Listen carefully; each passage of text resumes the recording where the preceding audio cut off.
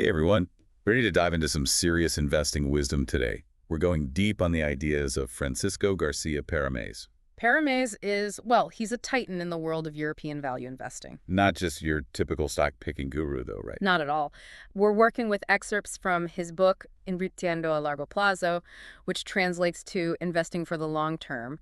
But it's more like almost his memoirs in a way. Yeah, you said that and I was curious. It's not every day you get that personal with a finance legend. It's true. He's not giving you a stock picking system. It's the whole philosophy behind how he built his wealth.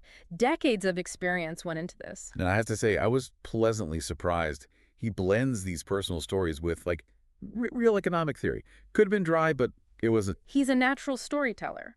For example, he talks about how his interest in markets, it wasn't some lifelong thing. It got sparked by the fall of the Berlin Wall, believe it or not. Wow. Okay, I can see how that'd make an impression. Right. Witnessing that huge historical shift, it made him realize the potential of free markets. Like they could drive real progress. That's an aha moment I bet a lot of people can relate to. Sometimes it takes something big to really crystallize things. Totally. And that belief in less controlled markets, it comes up again and again in the book. It's central to his whole investing approach. So how did he go from witnessing history to, actually managing money? Was he always a finance whiz? Funny enough, he sort of fell into it. He's very analytical, more about the data and understanding the forces at play, not so much the art of the deal. He even admits he's not a natural salesman, which makes his success even more interesting. But it makes sense, though, that analytical mindset. Value investing is all about finding those hidden gems, right?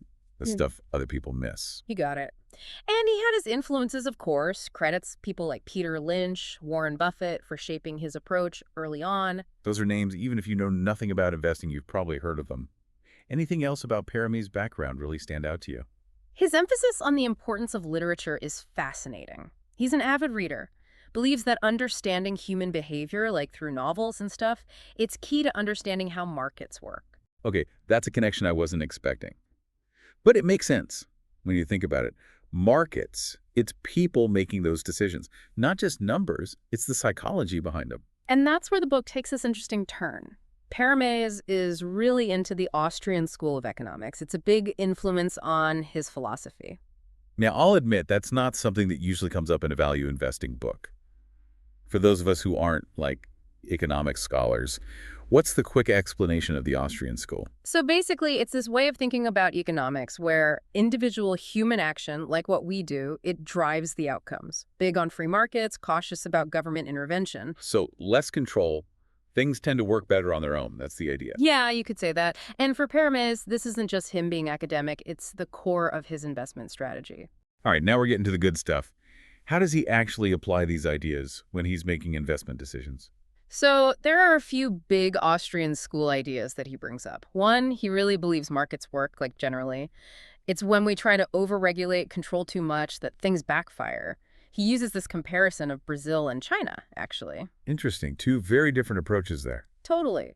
Brazil, at the time he was writing, more interventionist. China, communist officially, but some sectors had this surprising free market thinking going on. Okay. And those sectors, way more successful, grew faster. Shows you how sometimes less is more, I guess. Yeah. Trying to control everything can really stifle things. He'd agree with that.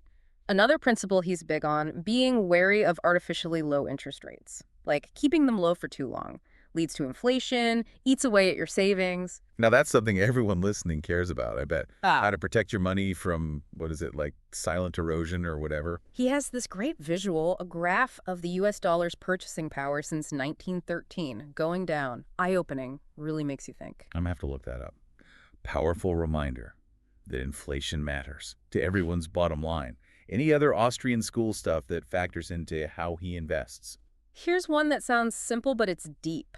Prices. They're driven by consumer value, not the other way around. Sounds obvious, but lots of people get this backwards. I can see how that'd be a game changer, though, if you're an investor. He has this example. Imagine a plot of land, worthless, right? Then, boom, oil's discovered on it. Suddenly, it's valuable. The discovery, the value drove the price up, not some price tag deciding it was worthy. Oh, that's a really good illustration.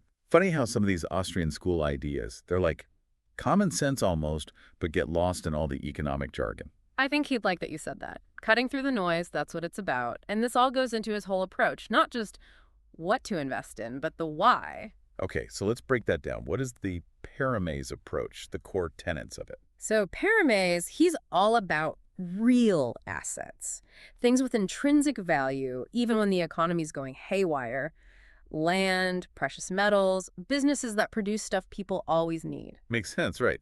Uncertain times, you want something solid that's not just gonna, I don't know, evaporate. Exactly. And this goes back to the Austrian school, that warning about fiat currency. If it's not backed by something real, its value can just vanish, especially when things get rough. So instead of a big pile of cash, he'd say own a farm, a factory, something like that. You got it. Assets that last. Which leads to another thing he looks for, companies with a moat. Ah, the moat. Everyone investing talks about that.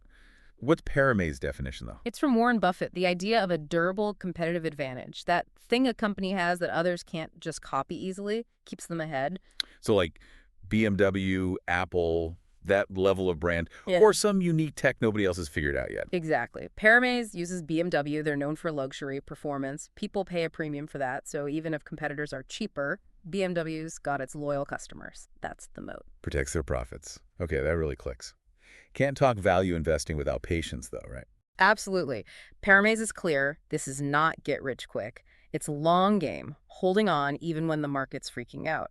He talks about buying BMW stock over years, even during dips, and it paid off huge. Classic buy low, sell high, but harder to do than to say, I bet. Oh, for sure. He even has a whole section on what he calls the human factor. Yeah. All the ways we trip ourselves up mentally, making bad investment choices. Oh, we've all been there. Money and emotions, never a good mix. Tell me about it. Two big ones he warns against: loss aversion and confirmation bias. Hit us with those reminders. What are they again? Loss aversion, it's how losing money hurts us more than gaining the same amount feels good. Makes us do dumb stuff, like sell when something drops, even if long-term it's a good investment. Yep, done that. Regretted it. What about confirmation bias? That's when we only look for info that agrees with what we already believe, even if it's wrong. Miss red flags, miss other points of view. So how do we fight that? Parames must have some tips. He does. Big one, create a system and stick to it. Could be simple, like every month on the 1st, you invest X amount no matter what the market's doing. Taking the emotion out of it, I like it. Exactly. He's also big on limiting noise. Don't be glued to the financial news. That daily drama messes with your head, leads to those impulsive decisions. Tune out the noise, focus on what matters. Good advice for life, really, not just investing. It is, and this is what Parames gets really interesting. Goes beyond the usual advice, has these unconventional insights. Okay, now I'm really intrigued. Give me an example. One that blew my mind, he thinks speculators and volatility, usually the enemy, right? They can be your friend, especially long-term value investors. Hold on, really. Most people say volatility is what you avoid if you're in it for the long haul. Right, but he says those short-term swings, often driven by speculators freaking out, they create opportunities. Overreact, push prices too high or low, you buy the undervalued stuff, sell the overvalued, you're using your impatience. So when the mood of the market doesn't match the real value of a company, that's your chance. Exactly, and this leads to another point. Illiquidity, usually bad, right? He says it can be an advantage. Wait, isn't it good to be able to buy or sell easily? Usually, yeah. But if you're patient, don't mind holding, might not need to sell quickly, you can get better prices, other people needing to sell fast, that's your in. Interesting, like a discount because you're not in a rush. Precisely. And he talks about publicly traded companies specifically. There's this information imbalance. More transparent than private markets, sure, but not everyone's looking at the same info. He's big on research. Digging deep gives you the edge. Almost like financial detective work. Finding the clues others miss. Love that. He even talks about reading the Financial Times religiously. Anything in depth. Gotta stay informed. Someone who actually likes to learn. Refreshing. Right. And he leaves us with this big, thought-provoking idea. Real wealth, lasting wealth, it comes from capital accumulation, real innovation, not government, not even labor unions. Wow, okay, that's a bold statement right there. He knows it's not going to be popular everywhere. But his point is, government, even with good intentions, can screw things up. Capital, meaning resources put to good use, that's what creates prosperity. So let entrepreneurs and investors take risks, build things that have real value, that lifts everyone up eventually. That's the heart of it. And value investing for him is how you participate in that. You're betting on those companies that'll last, grow, make real profits, betting on the market itself working. Makes you think about the whole system differently. Invirtiendo largo plazo. Long-term investing indeed. Not- Definitely going on my reading list now. It's a good one, trust me. Not just what to buy, but the whole thinking behind it. And for our listeners who, like me, are now curious about this Austrian School of Economics, where should they even start if they want to learn more? Oh, it's everywhere online nowadays. Just search for it. You'll find articles, books, even podcasts, whole thing dedicated to it. Awesome. Well, you've given us a lot to think about today. I appreciate it. This was fantastic. Happy to do it. Always fun to get inside the head of a master, see the world their way, even for a bit.